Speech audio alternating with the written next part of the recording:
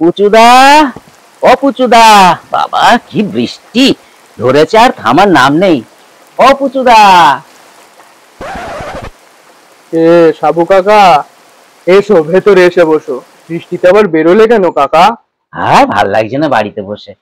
এই এই ওয়েদারে তো ঠাকুমা ভালো আছে তো? ওই আছে কাকা, ফাঁস করে পড়ে গেছে। এতদিন ঠিক ছিল, কিছু একটা ব্যবস্থা করতে হবে।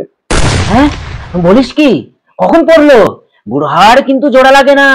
তা ভাইপো, ডাক্তার টাক্তার দেখিয়েছিস, প্লাস্টার করিয়েছিস, নাকি ফেলে রেখে দিয়েছিস বুড়িকে? ডাক্তার প্লাস্টার প্লাস্টার ডাক্তার, এ তুমি কি বলছো কি সাবু কাকা?